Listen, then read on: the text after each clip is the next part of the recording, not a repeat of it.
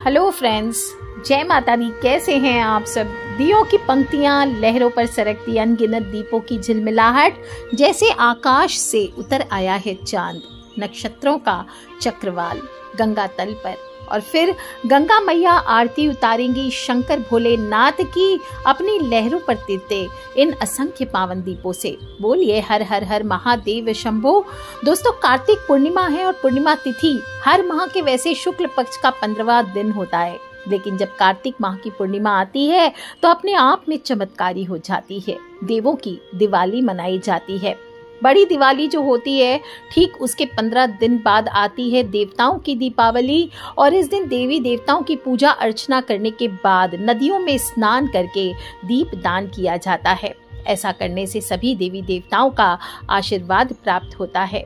इस साल देव दिवाली 27 नवंबर को कार्तिक पूर्णिमा पर मनाई जा रही है और गुरु नानक देव की जयंती का भी प्रतीक है। इस दिन गुरु पर्व के रूप से भी मनाया जाता है और इस दिन भगवान विष्णु का मत्स्य अवतार भी हुआ था। और अभी अभी हमने देव उठनी एकादशी मनाई, जब भगवान विष्णु 4 माह की योग निद्रा के बाद जागते हैं। इसके अलावा इस माह तुलसी विवाह भी संपन्न किया गया। कार्तिक पूर्णिमा की शुरुआत 26 नवंबर को दोपहर को 3:52 से हो रही है और पूर्णिमा तिथि का समापन अगले दिन यानी 27 नवंबर को दोपहर को 2:45 पर होगा। उदय तिथि देखते हुए कार्तिक पूर्णिमा 27 नवंबर को ही मनाई जाएगी। और बिवर मून का भी खास संयोग बन रहा है, इसके बारे में मैं दूसरा वीडियो बताऊंगी आपको। लेकिन पूर्णिमा तिथि के दिन ऐसा संयोग बनने से इसका प्रभाव सभी 12 राशियों पर पड़ने को मिलेगा और विशेष रूप से वृषभ राशि, तुला राशि, कन्या राशि, मिथुन राशि वालों के जीवन में विशेष बदलाव आने वाला है। दूसरे वीडियोस में बताऊंगी, नकारात्मक होगा सकारात्मक होगा ये मैं बाद में बताऊंगी। लेकिन इस दिन आप सभी को देव दिवाली मनानी है।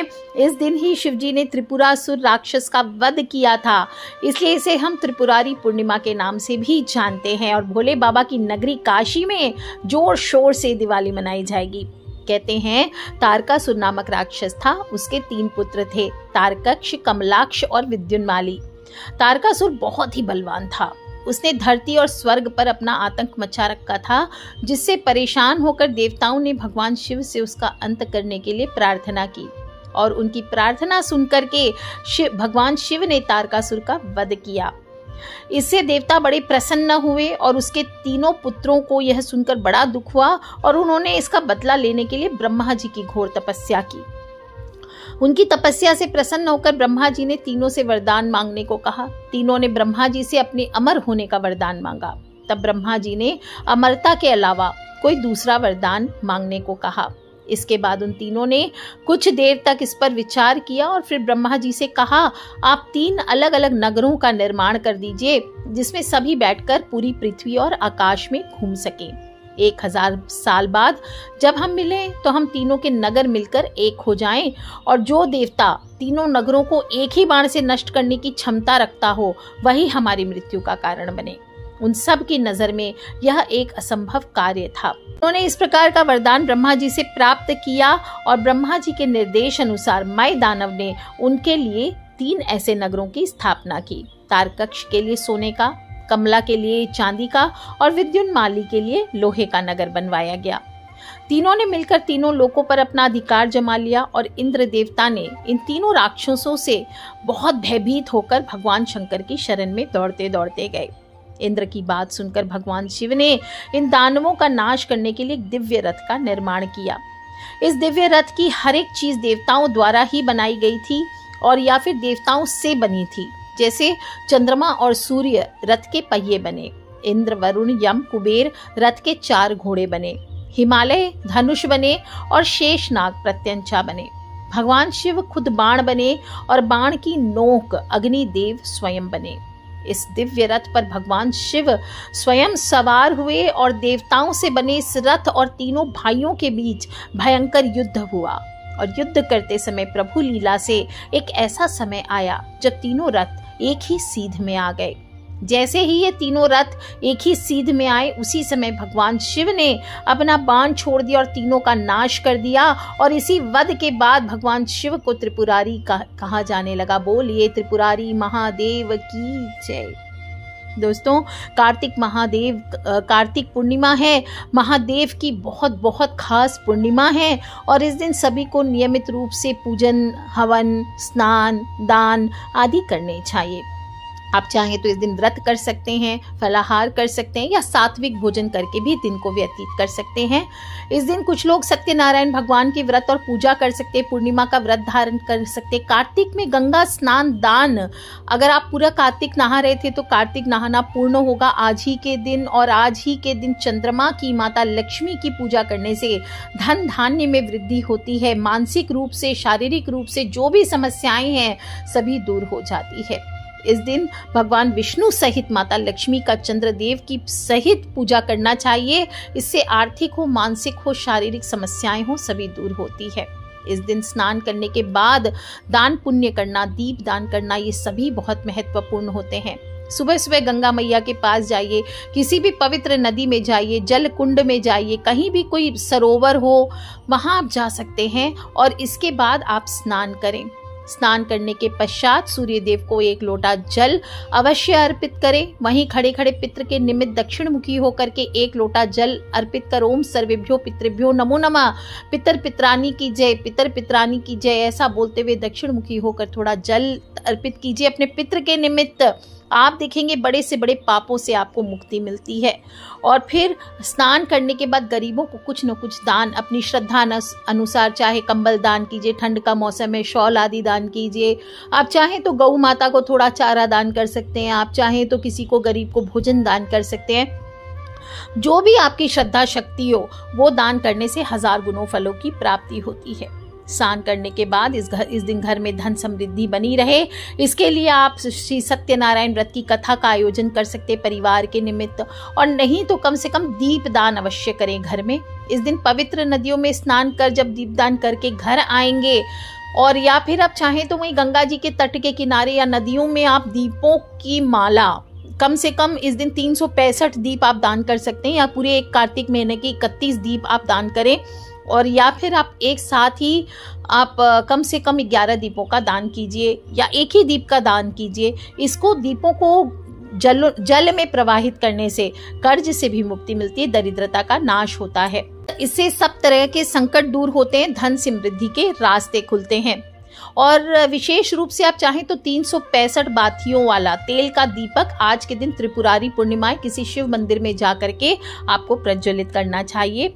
पूरे महीने हर दिन कार्तिक पुराण का पाठ किया जाता है और सूर्य आज तक उपवास जिन लोगों ने रखा है वो सभी ये विशेष रूप से ये 365 दीपों का आज के दिन दान करें। फलाहार कर सकते हैं और कई घरों में आज के दिन सात्विक भोजन बनाया जाता है, दाल चूरमा बाटी, विशेष रूप से राजस्थान के घरों में तो आप चाहें तो दाल बाटी चूरमा आदि बना सकते हैं, या आपके यहाँ जो भी चावल का खीर हो, मखाने की खीर हो, ये भी बना करके आप भोग लगा सकते हैं। कैसे करना है, शाम के समय जब चंद्रमा उदय हो जाए थोड़ी सी खीर बना करके माता लक्ष्मी को भोग लगाइए। ओम महालक्ष्मी नमः, ओम महालक्ष्मी नमः, ओम श्रीम ह्रीम शिम कमले कमलालय प्रसीद प्रसीद श्रीम ह्रीम शिम ओम महालक्ष्मी नमः, ये बोलते हुए माँ के सामने एक सुंदर सा घी का दीपक प्रज्वलित कीजिए। इस दीपक में 1 चुटकी हल्दी अवश्य डालें। और कार्तिक पूर्णिमा का दिन है तो श्री सूक्त का पाठ, श्री सूक्त का पाठ जिन लोगों को पढ़ना आता है स्वयं से पढ़ें, नहीं तो वीडियो मैंने शेयर किया हुआ है श्री सूक्त का, आप सब हिंदी में भी सुन सकते हैं। कनक धारा स्तोत्र का पाठ कर सकते हैं, विष्णु सहस्त्र नाम का पाठ कर सकते हैं। इस प्रकार से माता लक्ष्मी की पूजा के साथ साथ मंत्र जप तो करेंगे, साथ में कोई भी पाठ जो आप कर सके वो आप अवश्य कीजिए, श्रद्धा भाव से कीजिए। नहीं भी हो तो जय माँ लक्ष्मी, जय माँ लक्ष्मी, जय माँ लक्ष्मी करते हुए दीपक प्रज्वलित अवश्य कीजिए माता लक्ष्मी के सामने। और खीर या जो भी दाल बाटी चूरमा आदि आपने बनाया है वो आपको भोग लगाना चाहिए। ध्यान रखें सात्विक भोजन हो, प्याज लहसुन मांस मदिरा आदि उसमें नहीं शामिल किया जाता है। और इसके बाद तुलसी पर 1 दीपक आज के दिन अवश्य जलाना चाहिए। माँ की पूजा करने के बाद तुलसी विवाह अगर नहीं किया है तो आज के दिन किया जा सकता है। जिनके घर भी दिवाली की आंट हो जाती, बहुत सारे ऐसे घर होते हैं जो दिवाली नहीं मनाते, देव दीपावली पर दीपावली मनाते हैं। और आज के दिन तुलसी हो, पीपल हो, इन देव वृक्षों की पूजा करने का विधान आता है। आज के दिन भी तुलसी माँ को चुनरी बिंदी आदि चढ़ाई जाती है, सुहाग सामग्री पूजा करके आरती की जाती है, घी के दीपक जलाते हैं और 7 परिक्रमा करने का विधान आता है। और पीपल की विशेष पूजा भी की जाती है। आप चाहें तो पीपल के जड़ में आज के दिन मीठा जल डालना चाहिए, इससे माता लक्ष्मी बहुत बहुत प्रसन्न होती हैं। और फिर शाम के समय आपको लक्ष्मी पूजन करने के बाद चंद्र दर्शन करना चाहिए। बाकी आप पूजा करना चाहें चंद्रमा की, आपकी इच्छा, लेकिन चंद्रमा को मन का कारक बताया गया है और इस दिन विशेष रूप से चंद्र दर्शन करना चाहिए।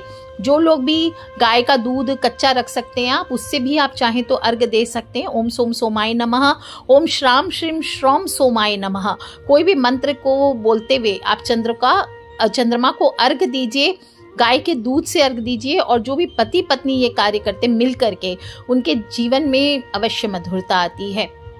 कार्तिक पूर्णिमा की रात है, आप दूध, गंगाजल, अक्षत ये मिला करके, सफ़ेद चावल भी डाल लीजिए दूध और पानी के साथ साथ, ये बहुत इंपॉर्टेंट होता है। और ओम चंद्रमसे नमः, ओम चंद्रमसे नमः, ओम सोम सोमाय नमः, कोई भी मंत्र बोलते हुए आपको अर्घ देना चाहिए। इससे कुंडली में अगर चंद्र दोष है, अगर इमोशनल है, डिप्रेशन ज़्यादा है, मेंटली बहुत कमज़ोर हो गए हैं, माँ के तरफ से कष्ट है, माँ को आपके द्वारा कष्ट होता है, तो आपको ये व्रत और पूजन अवश्य करना चाहिए। और पूर्णिमा तिथि है, चंद्रमा की स्थिति में परिवर्तन आ ही रहा है, तो राशियों से संबंधित जातकों की जिंदगी में भी खास परिवर्तन देखने को मिलेगा, वो मैं दूसरे आगे वीडियो में बताऊंगी। और अब आपको 5 महादीप का दान करना है कार्तिक पूर्णिमा की रात। और पहला दीपक घर के ईशान कोण में, यानी कि north east corner of the house में, ये तेल का दीपक रहेगा। सरसों या तिल का तेल यूज करें, कलावे की बाती यूज करें।